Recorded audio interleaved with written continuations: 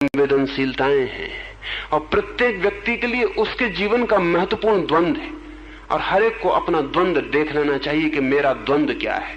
प्रेम और घृणा मेरा द्वंद्व है, मित्र शत्रुता मेरा द्वंद्व है, धन निर्धनता मेरा द्वंद्व है, यश अपयश मेरा द्वंद्व है, सुख दुख, ज्ञान अज्ञान, शांति अशांति, मेरा द्वंद्व क्या है।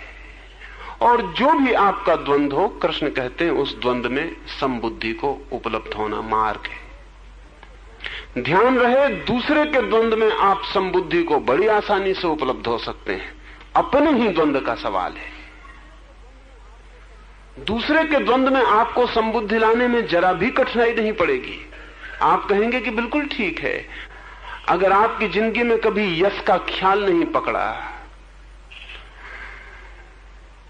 अगर आपको कभी राजनीति का प्रेत सवार नहीं हुआ यश का, तो आप कहेंगे कि ठीक है, इलेक्शन जीते के हारे, इसमें तो हम सम ही रहते हैं, इसमें कोई हमें कठिनाई नहीं। आपको कभी वो भूत नहीं पकड़ा हो तो आप बिल्कुल समबुद्धि बता सकते हैं, लेकिन असली सवाल ये नहीं है कि आप बताएं, असली सवाल वो है कि जिसे भूत पकड़ा हो। आपका अपना भूत क्या है, आपका अपना प्रेत क्या है जो आपका पीछा कर रहा है, उसकी ठीक पहचान जरूरी। इसलिए कृष्ण अलग अलग सूत्र में अलग अलग प्रेतों की चर्चा कर रहे हैं। वो यहां कहते हैं कि मित्र और शत्रु के बीच संभाव बड़ी कठिनाई है। एक बार धन और निर्धनता के बीच संभाव आसान है, क्योंकि धन निर्जीव वस्तु है, इसे थोड़ा ठीक से समझ लेंगे।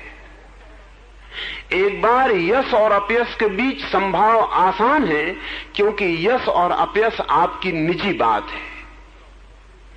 लेकिन मित्र और शत्रु के बीच संभाव रखना बहुत कठिन है, क्योंकि एक तो निजी बात नहीं रही, कोई और भी सम्मिलित हो गया, मित्र और शत्रु भी सम्मिलित हो गए, आप अकेले न रहे, दूसरा भी मौजूद हो गया। और इसलिए भी महत्वपूर्ण और कठिन है कि धन जैसी निर्जीव वस्तु नहीं है सामने। आप सोने को और मिट्टी को समान समझ रहे हैं एक बार तो बहुत कठिनाई नहीं है, क्योंकि दोनों जड़ हैं।